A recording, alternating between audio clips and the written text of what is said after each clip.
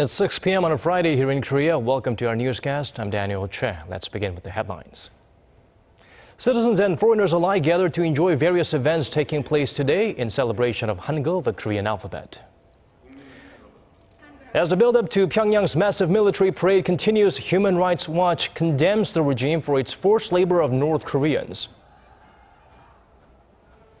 And the finest chiefs of Korea, China, and Japan meet on the sidelines of the latest G20 gathering to discuss ongoing economic developments and ways to work together to ensure financial stability. It's a national holiday here in Korea to celebrate the birth of the Korean alphabet, or Hangeul. Various events were held in Seoul to mark the occasion.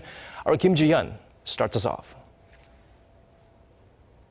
Koreans and foreigners have come together today in Seoul's iconic Gwanghwamun Plaza to participate in various events to celebrate the birth of Hangeul, the Korean language. Being here on Hangeul Day makes me ruminate on the preciousness of the Korean language and how King Sejong was able to create the Korean alphabet. It was a love for his people that prompted him to create a way for them to easily read and express their thoughts. And it wasn't just Koreans who came out to enjoy the festivities. I even bumped into some foreigners that cite their fondness of the Korean language as a major reason for deciding to reside in the country. 제가 어렸을 때부터 마음에 들었던 거는 한국 음식에 대한 관심을 많이 가지게 되고 너무 먹고 싶었어요. 그때는 한국 음식을 많이 먹기도 했고, 그리고 한국에 들어온 다음에는 제가 이제 한국 문화에서는 어른들을 너무 존경스럽게 대조하는 거라. 근데 지금 가르치고 있는 상태에서 보면은 한국은 언제 이렇게 많이 알려져 있고 한국어에 대한 언제 그렇게 어떻게 이렇게 많은 관심을 보여주고 있는지 저도 놀람스러운 일이고.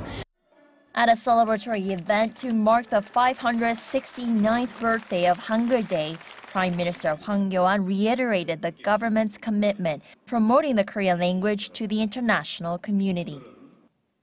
A country's dignity can be measured by the quality of its spoken and written words, which are important tools for communication for its people. With this in mind, the government will continuously make efforts to improve proper usage of the Korean language and further increase efforts to spread its usage worldwide. Hwang added the government will also continue to provide support to overseas Korean language institutions such as the King Sejong Institute. Kim Ji-yeon, Arirang News.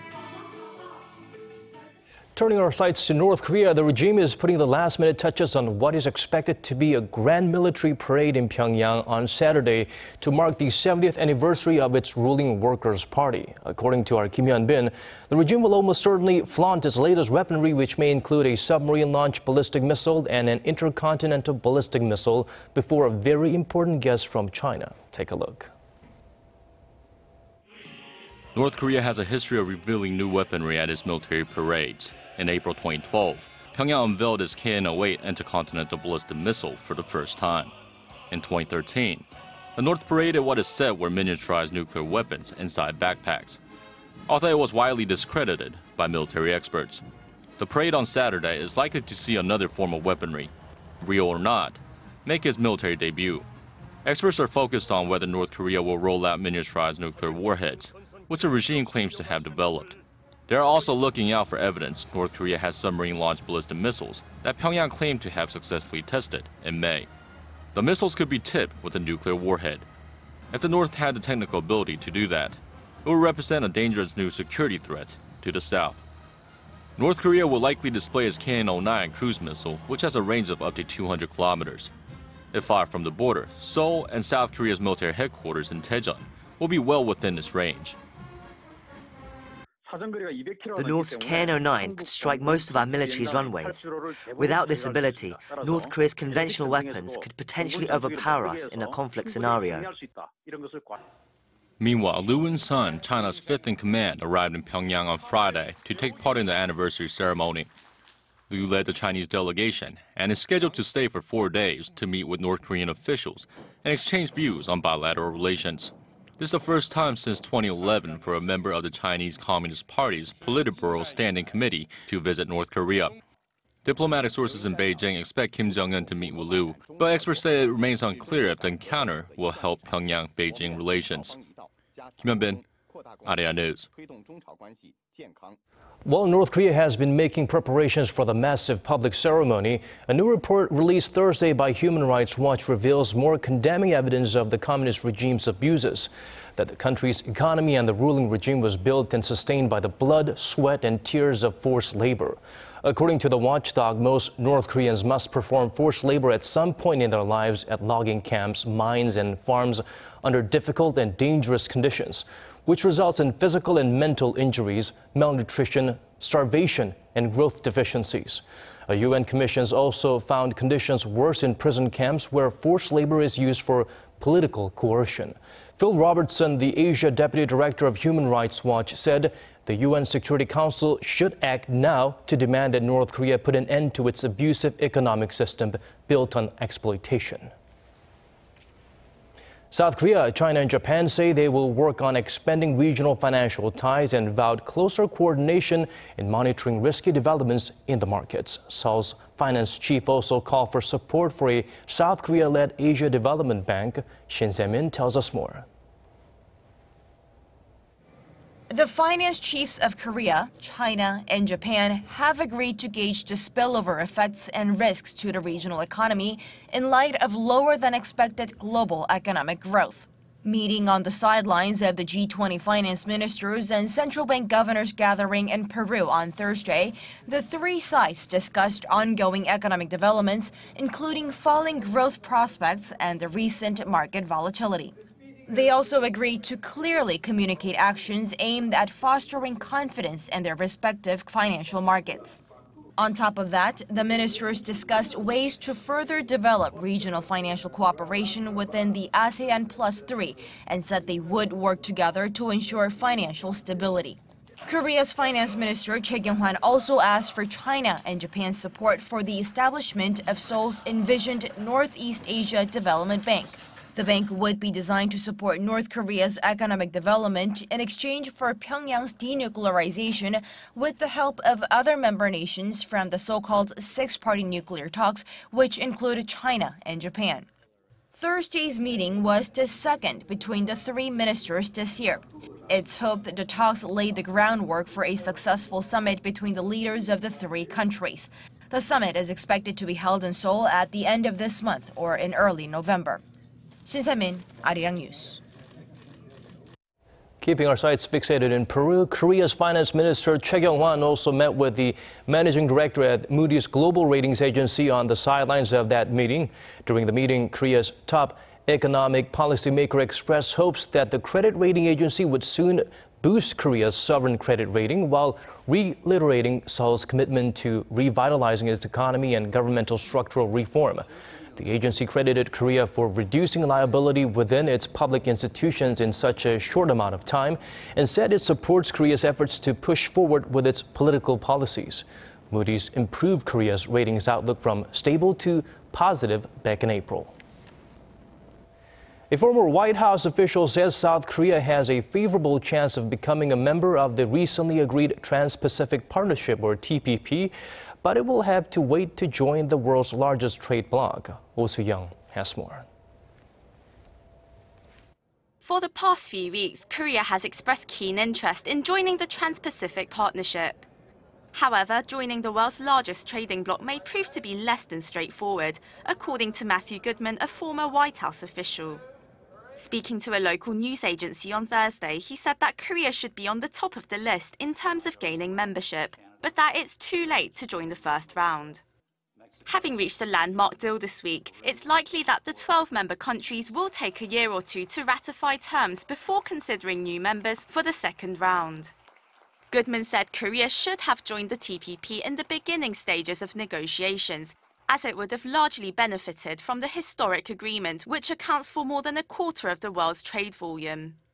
This means Korea will be excluded from the tariff cuts on nearly 18,000 categories and increased access to markets with a combined population of almost 800 million. The former White House official also said that missing out on these benefits will have negative effects on the Korean economy, but are unlikely to be seriously damaging. However, he emphasized it is in Korea's best interest to become a part of the regional bloc. So just what will it take? Goodman says Korea will have to show it's willing to achieve high standards and substantial liberalization. Oh Soo-young, Arirang News. Efforts to reach a compromise on redrawing Korea's election districts has broken down yet again, despite an 11-hour-long meeting on Thursday. Representatives from the ruling and opposition blocs focused discussions on the actual number of electoral districts, seat distribution by region, and adjusting rural constituencies in accordance with their shrinking populations. They failed to reach an agreement on all 3 points. The negotiations follow a ruling by the Constitutional Court last year that ordered certain districts be merged or divided more evenly to better represent the number of people living in each area. The two sides say they will meet again this weekend in another last-ditch attempt to reach a deal. In its ruling, the Constitutional Court said the redrawing had to be completed by the end of this year, ahead of next year's April general elections. Former FIFA Vice President Chung MongJoon had some strong response to sanctions from the organization's ethics committee. Our Kim Ji-yeon tells us more about the once hopeful FIFA presidential candidate's latest statement. Chung MongJoon released a statement on Friday to reveal his intention to take legal measures against Sepp Blatter and FIFA's Ethics Committee in response to his 6-year suspension, including a visit to the Court of Arbitration for Sport by early next week. Chung said he plans on suing Blatter for embezzlement of $3.7 million from the Visa MasterCard sponsorship deal and not disclosing his salary. He will also take legal measures with the Ethics Committee for defamation in response to unjust sanctions. Earlier on Thursday, FIFA's Ethics Committee suspended its former vice president for 6 years and fined him $103,000, while FIFA President Sepp Blatter, UEFA chief Michel Platini, and FIFA Secretary General Jae-hong Valk received a provisional ban of 90 days after being investigated for embezzlement and bribery. Chung MongJoon has been accused of vote trading after writing a letter to FIFA executive members in 2010. In the letter, Chung explained that Korea's bid committee planned to create a global football fund should Korea host the 2022 World Cup. Kim Ji-yeon, Arirang News. Reports have emerged that 4 Russian missiles aimed at targets in Syria actually came down in Iranian territory. Moscow's defense ministry had refuted the claim, saying the missiles successfully hit their intended targets. Let's turn to Son Jung-in for details. The Russian government said its forces fired 26 long-range cruise missiles from the Caspian Sea on Wednesday, destroying Islamic State targets in Syria. It made no mention of any missiles going astray, suggesting the operation was fully successful. However, U.S. media reported the next day that as many as 4 of the launched cruise missiles went off course and landed in Iran. They cited 2 unnamed U.S. defense officials who confirmed the claim, first reported by CNN. It was not immediately clear where in the country they landed or if they caused any significant damage. Russia's defense ministry flatly denies the claim, stressing all its cruise missiles hit their intended targets. It slammed the U.S. media for reporting inaccurate or deliberately deceptive statements. Later that day, U.S. Secretary of State John Kerry spoke by telephone with Russian Foreign Minister Sergei Lavrov, focusing primarily on Syria, but with limited progress made in the discussions. They had the discussion today about the importance of moving forward on both. But I wouldn't go so far as to say there were actual, tactical level decisions made during this phone call. Kirby added that the State Department was not in a position to confirm the U.S. media reports. The cruise missile attack on Syria is part of an expanding Russian air campaign in defense of President Bashar al-Assad that began more than a week ago. Moscow says it's targeting the Islamic State militant group, but the West has accused Russia of bombing the legitimate opposition in Syria. Son Jung-in, Arirang News. Moving over to sports, it was an exciting day at the President's Cup in Korea as the international team made progress to catch up with Team USA after a dismal start yesterday. The international team gained 3.5 points today, but the U.S. will go into Saturday's morning foursomes with a 5.5 to 4.5 lead. Louis Usensen and Brandon Grace were paired again after winning the only point for the international team yesterday. It worked again as they beat world number 1 Jordan Spieth and Dustin Johnson. But the highlight came in the second game as the Korean duo of Danny Lee and Bae Sang-moon came from behind to edge out their U.S. opponents on the 18th hole. Bae coolly sank the winning putt to huge cheers from the crowd. This will be his last competitive tournament before beginning his mandatory military service in Korea.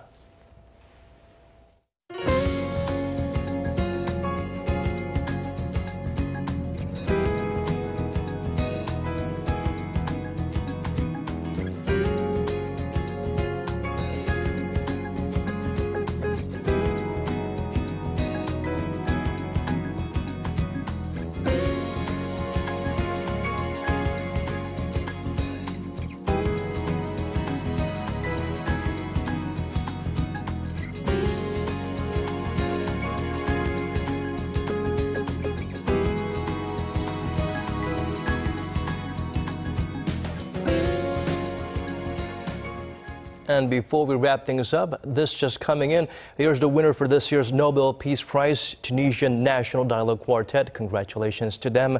We'll have more updates at 10 p.m. Korea time, so do join us then. For now, thank you for watching.